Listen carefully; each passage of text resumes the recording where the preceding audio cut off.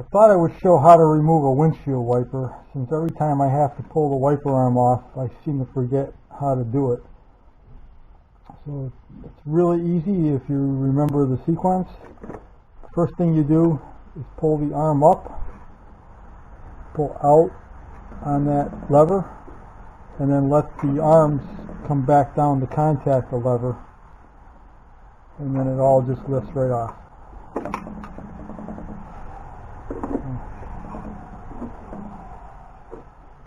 Pull it up, push it in, and it's on. A few ideas I've done that I never think to share with people is it's in here. The trim pieces on the interior.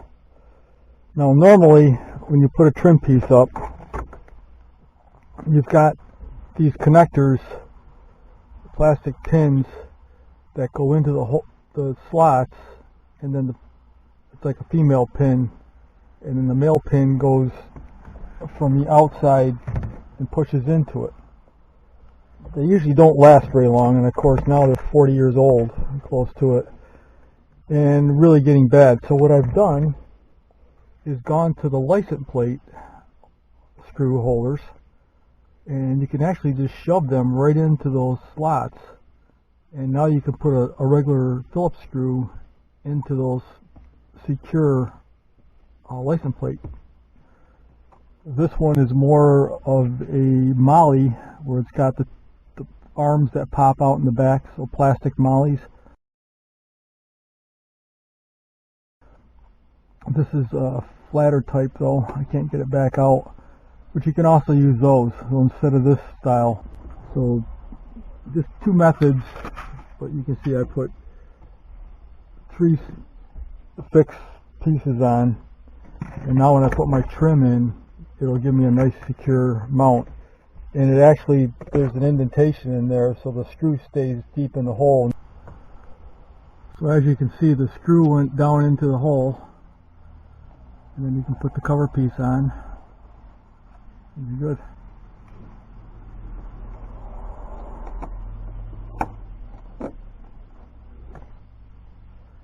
I'll start in the factory, and then my gauge pad goes in here.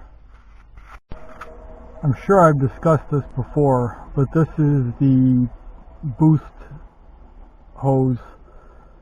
vacuum hose that goes to the intake manifold, so that I can read the pressure up in the door pillar. But to use it, instead of just running this Teflon and 1/8 inch Teflon from the engine compartment up through, I put a sleeve hose which is larger, and that allows me to just easily shove this hose in and out, and that's going right out to the engine compartment. There's no resistance to it. Wherever you need to push it, you can push it easily. So if you need to run your vacuum tubing around, run it through another hose first, and it'll greatly improve the ease of working with it.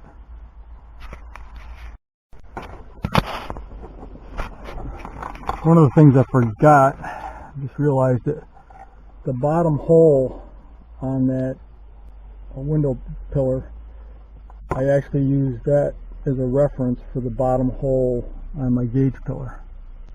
So the screw will come in from the outside of the gauge pillar instead of putting a screw in that panel and then putting a screw in the gauge pillar. So one screw goes through both holes. All my hoses and plugs, like on the throttle body, they all get either safety wired or a nylon tie wrap on them, and that way they won't pop off under pressure. Now these should not see pressure. Well, yeah, they would, because you've got pressure going through when the boost is going on, so these could both see pressure. This port is getting vacuum from the charcoal canister, so when that's flowing, it's going to go here. It's also going to go to this port on the back of the intake, Obviously they're on check valves so that if we're under boost, neither one is going to get any flow. But I just wanted to make you aware that that's where those two ports go. You can see that in the diagram.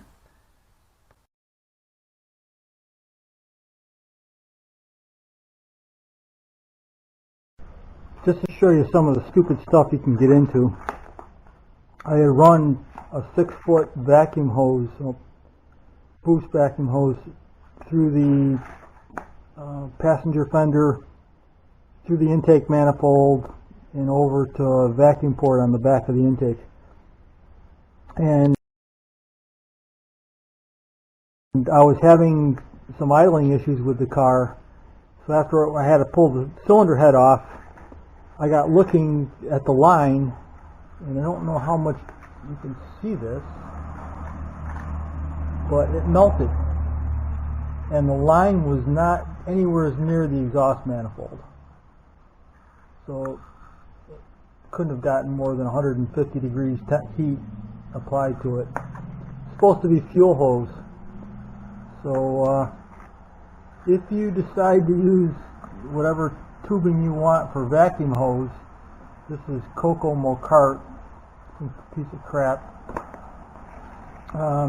Better look at the high temp rating on it to make sure you don't run into something stupid like this. It's actually got a hole melted in it, and it looked like it got crushed, but it didn't. It was just heat that did this. So that was a vacuum leak that would have been screwing me up for sure. So in one aspect, pulling the head off, found that. Well, this throws a wrinkle in things. I was trying to connect the vacuum hose coming from the heater AC controls to the one that goes out to the heater control bypass. And as I was working on it, it just broke right off. It's a problem working with this old tubing. So now I'm faced with the dilemma of having to yank the dash, pull the heater box out, I think, at least the heater controls, try to splice in a new one. This one was actually spliced in from years ago where I had put the heater core back in and caught the tubing on the inside, and it broke some of it. So I'd spliced this piece on, but this was an original piece, so you see it broken, and that should give me a couple days worth of work. The vacuum lines that go through the firewall, you've got the black and the white, come right through here. So just above the gas pedal, where that goes through, is where those two come through. Now I have broken the white one, so I've pushed a Teflon line through, and I'm going to be splicing the two of them. But if you ever break one, don't panic, because you don't have to pull the entire dash and get into the heater box. It actually, the cooling tubes for the heater core come through behind this black plastic, and then these two lines come through below it, so you can get at that fairly easily. So I now have the original vacuum line that went through, and I've got the new 1/8 Teflon line. So what I need to do, so what I'm going to do is connect them using this piece of 1/8 inch vacuum hose. So I sprayed some WD-40 inside because that'll lubricate the hoses, the tubes going in. Once they're in, that'll help lock them in place. So that's repaired the broken line.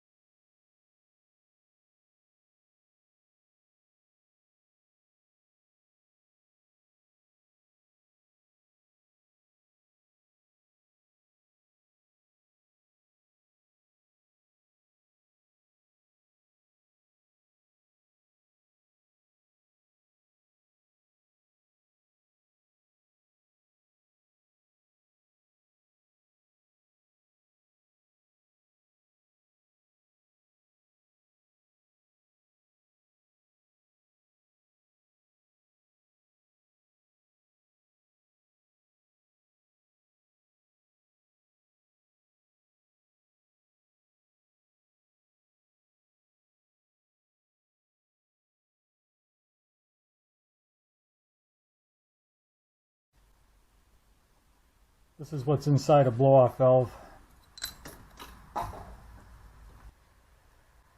This is what's inside a blow-off valve. You've got a couple of springs, and of course you can change spring pressures to change the amount of pressure that's exerting to close that valve. And then you've got a vacuum can, so that when you give it vacuum, it's going to pull that valve open and let the air, pressurized air coming out of the intercooler, go back into the intake, input of the turbo. So I'm just sticking with whatever came with it. I've had it on there before and it ran well.